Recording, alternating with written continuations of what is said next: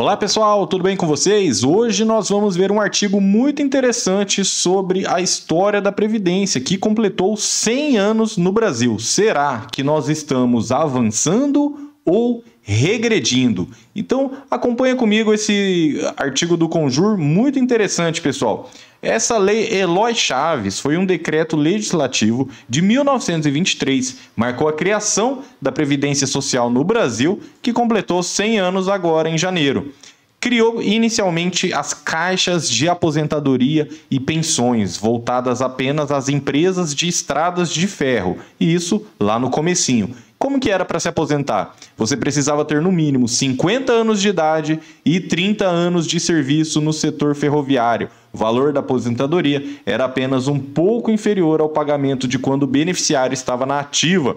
Essa lei foi aprovada pelas duas casas legislativas e sancionada pelo então presidente, e não foi bem recebida pelos empresários da época. Então já percebemos, que realmente quanto mais direitos o trabalhador tem, o empresário não quer mais custos para ter o seu lucro. Claro que nós precisamos chegar numa equação que fique bom para todo mundo, porque o empresário ele tem que ter o lucro, senão ele investiria o dinheiro em outra coisa e não geraria empregos, não é verdade? Então precisa sim, só que não é aquele lucro a custo de qualquer coisa, Porque o trabalhador, você, por exemplo, que vai trabalhando, você vai dando o seu tempo, dando sua saúde, vai gerando lucro, você também precisa ser bem remunerado e ter os seus direitos garantidos. Então, é por isso que a Previdência ela surgiu, nessa luta que os funcionários ferroviários tinham, porque não é possível você trabalhar a vida inteira. Então, você doou sua vida, 20, 30 anos da sua vida, para chegar lá e, como disse, o Irineu Machado foi um senador que havia trabalhado na indústria ferroviária.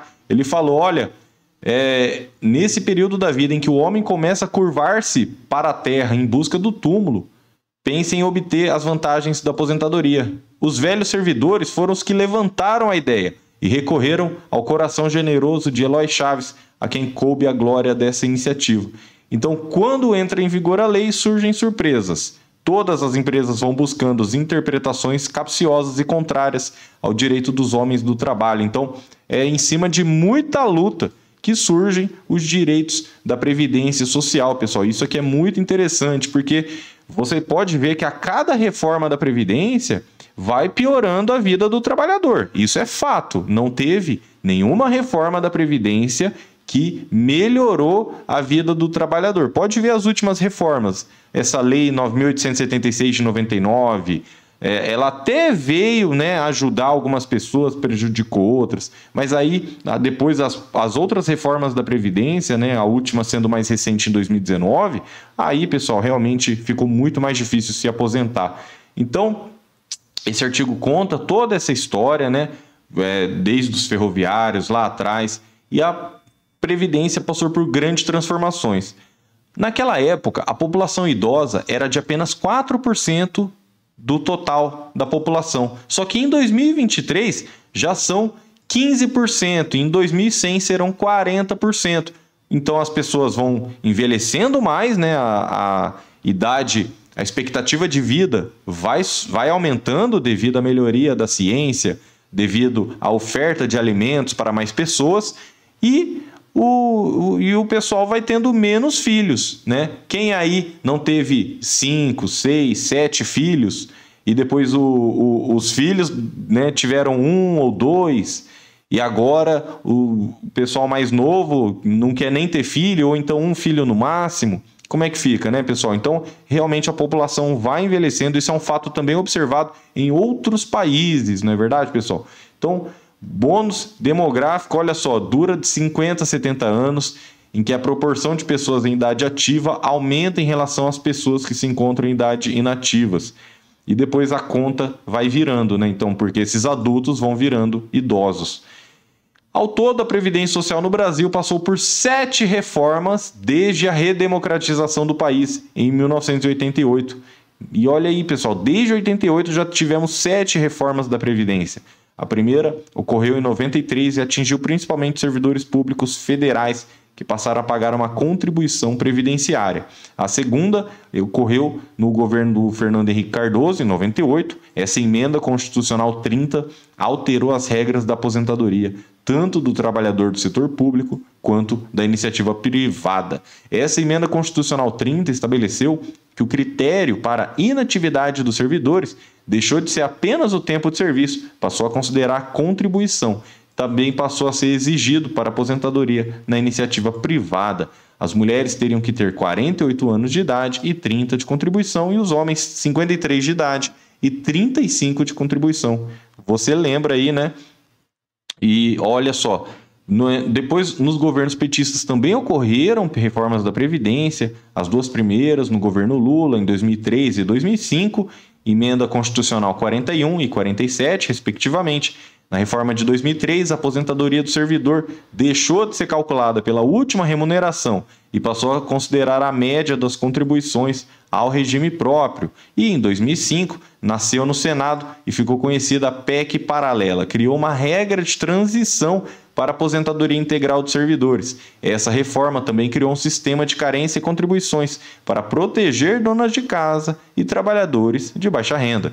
Depois, outras duas reformas ocorreram com a Dilma Rousseff, em 2012 e 2015. Em 2012, alterou o cálculo da aposentadoria por invalidez e passou a considerar a média das remunerações ao invés do último vencimento. E, em 2015, elevou de 70 para 75 anos a aposentadoria compulsória de servidores. A gente observa isso até mesmo com os ministros do STF, né? Que antes se aposentavam em 70 e agora 75 anos.